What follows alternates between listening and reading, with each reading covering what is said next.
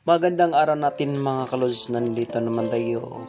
May panibagong video tayo mga kalods. Ay isang kasama natin na sa OFW sa Thailand ay nagkaroon siya ng panakit ng katawan.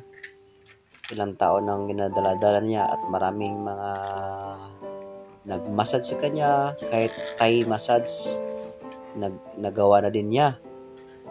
At sa ganun pa rin, ang pakiramdam niya ay masakit pa rin yung katawan niya, lalong-lalo na yung may problema siya sa backbone.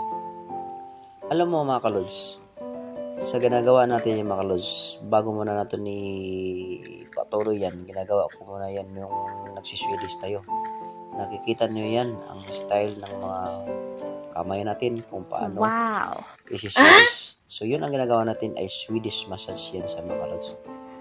At least dyan kayo mga kalods makikita kung paano mag-massage. At kayo ay matuto at gusto kayong matuto talaga mag-massage, panoorin nyo yung video ko mga kalods. Yun dyan mga kalods, bakit iinuna natin yung Swedish massage bago natin siya kinairo? Kasi yung purpose natin yan ay yung ugat, kailangan natin matatouch saka yung muscle niya. Kasi siya yan ay nag-gym yun siya mga kalods. Yun ang ginagawa natin. Yun ang purpose natin mga kalods. So, kasi yun lods yan. So, ngayon ay nagbintosa tayo mga kalods. Ginagawa natin yan. Nagbintosa kasi gusto daw siya magpabintosa. At least man lang makarelax siya. So, ang purpose ng bintosa mga kalods, bakit yung nagtaka nga maraming baso nilagay ko dyan? Manual na bintosa yung mga kalods sa Pilipinas. Ang ginagamit ko na bintosa is yung yung baso at kapoy. So, dyan, ito yun ng bintosa ang ginagamit ko made in Thailand na yan. Yung manual na lang higupin. So, ang benefits ng bintosa mga kalods ay yung una, kapag may vertigo ka, kapag may insomnia ka, sakit ng ulo, sakit ng lamig, ay siya ay makapaminimize niya mga kalods. At ang purpose na din bintosa yung mga kalods, sa ilalim niya parang may bakal na maliliit yan na bilog. At yan ay maghigop ng mga lamig-lamig yan sa katawan. At saka nakaka-relax yun sa mga kalods. Yung unang panahon mga kalods, yun ang ginagamit ng mga tao yan. Lalo-lalo na mga Chinese at saka Japanese. Ito yung mga ginagamit nila. Lalo-lalo na sa mga hard worker na tao ay ginagamit ng magkakaping. Kung sa amin yan sa Pilipinas, sa Mindanao, ang tawag na yun is ang tawag ba yun? Tuob yun sa amin sa Bisaya mga kalods. So ganun pa man ay may mga bago tayong high-tech tayo ngayon. So ang ginagamit na yan ay bintosa. So yung bintosa at cupping mga kalods, same lang yan siya. So yung cupping at bintosa, yung cupping, yung kadalasan narinig natin bintosa kasi yun ang sanay tayo dyan sa mga tawag na yan dyan. Pero kapag cupping yan ay pwede din yan, same na yan siya. So, ginawa natin yan is cupping, yun siya, dry cupping.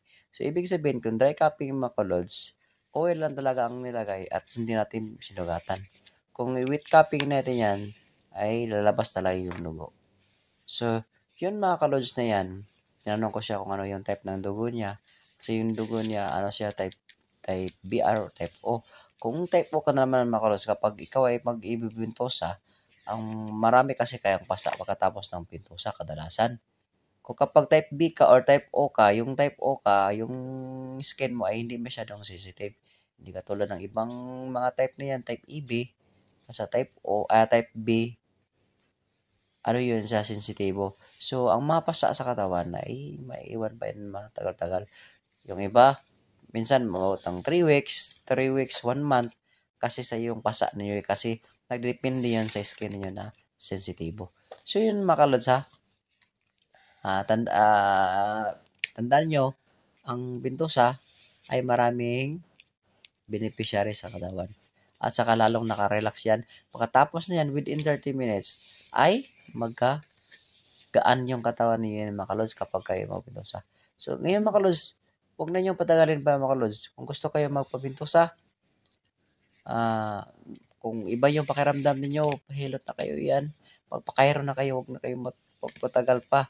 At saka kung may mga pakiramdam kayo, sumakit yung todyo, may pilay kayo, as much as possible mga lods, magpahilot na kayo.